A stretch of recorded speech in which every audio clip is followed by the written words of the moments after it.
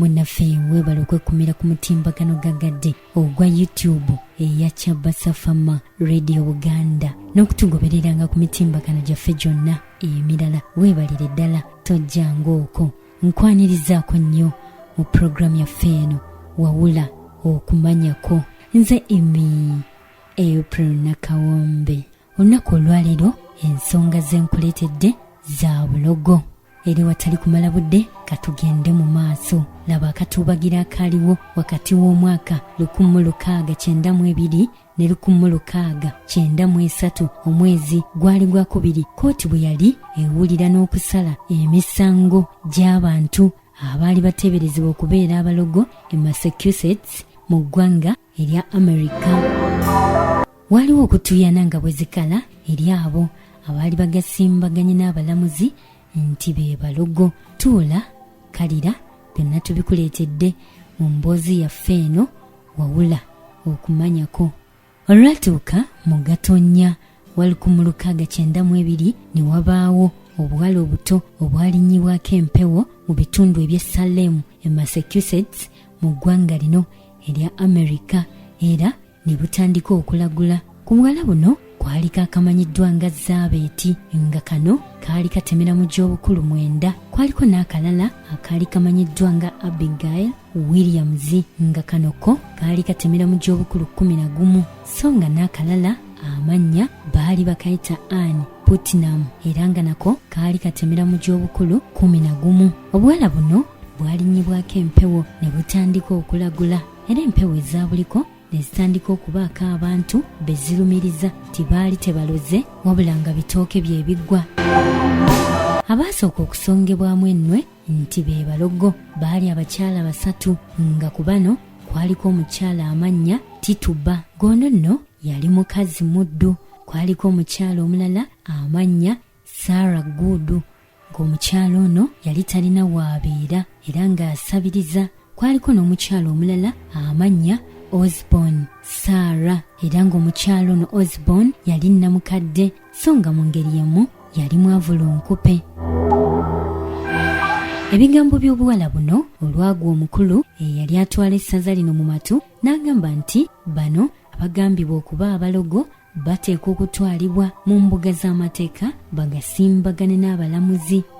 Bwe batyo baatwalibwa mu kooti ento e Salem, era wano abalamuzi baatandika okubasoyasoya kajojijoji w'ebibuuzo. Wabula omu ku bakazi bano amannya Tituba emisango gy'obulogo yagikkiriza, era n'agamba nti Sitaani ye yamutuma omulimu guno amukolereko obuweereza. Bw'atyo aliko n'abalala be yalonkoma nga bwe baali bakola omulimu guno ogw'obulogo. Wabula abakazi ababiri okuli Osborne nga nno kw'otadde ne Sarah, bo emisango gino baajeegaana.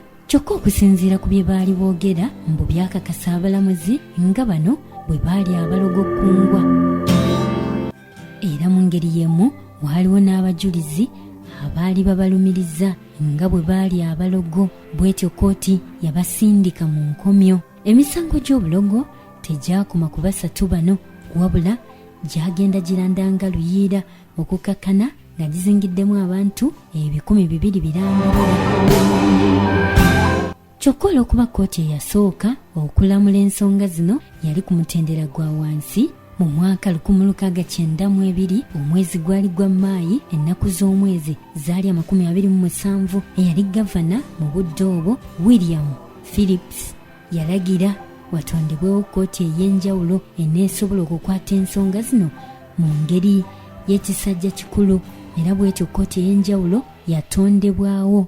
Mweno nno omusango gw'omukazi amanyiddwa nga Bishop Bridget gwe gwasookamu, wabula byonna ebyamwogerwako eby'obulogo omukazi Bridget Bishop yabyegaana, ng'agamba nti ye talina kyamanyi, alinga mwana omuwere eyakazaalibwa, nti era baali bamulanga bwemage. Wabula kooti teyamuwuliriza era neeragira ono attibwe. Bangi ku bagambibwa nti baali balogo era nga baali basoba mu 200 baaleetebwa mu kooti okuwulirwa n'okutandika okuwera ennemba n'emisango egy'obulogo okukakkana nga 30 ku bano emisango gibasse mu vvi, era ku bano 30, 19 ku bo baasalirwa gwa kufa era nga ku bano 14 baali bakazi so nga ate 5 ku bo baali baamu. Omu ku basajja bano yattibwa mu nkola ey'okumunyigiriza oluvannyuma lw'okugaana okukkiriza emisango so nga ate abalala 5 baafiira mu nkomyo.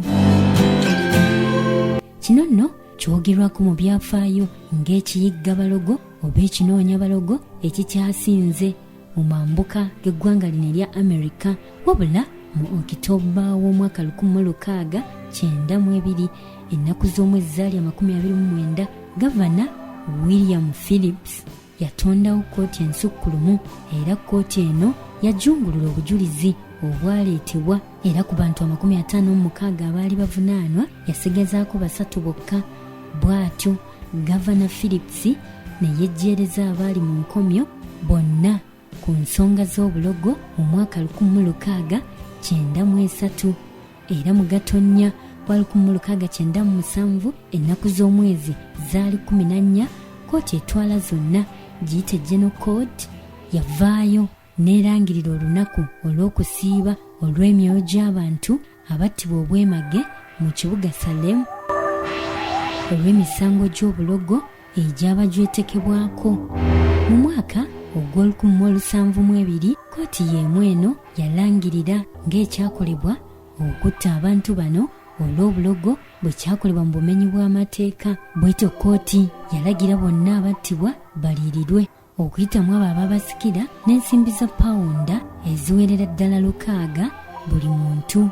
Era mu mwaka 1711 etteeka lyayisibwa mu ssaza lino nga ligendereddwamu okulongoosa amannya g'abo bonna abaasalirwa emisango wamu n'okuttibwa olw'ensonga z'obulogo n'okuliirira abo bonna abaabaddira mu bigere.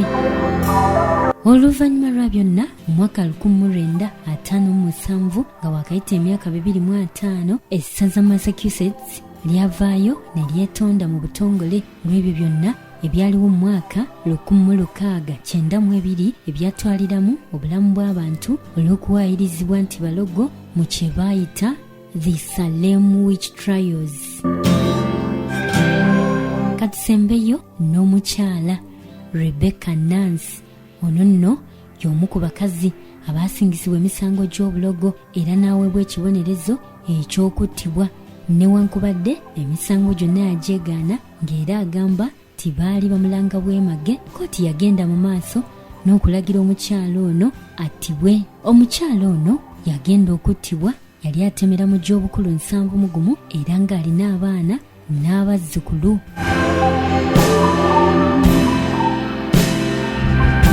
Wabula oluvannyuma lw'emyaka nga ginaatera okunuukiriza mu 20 nga yamala dda okuttibwa, kyazuulibwa nti omukyala ono teyalina musango era bw'atyo kkooti n'emwejjeereza. Newankubadde nga yali yattibwa dda, kkooti yalagira ono yejjeerezebwe.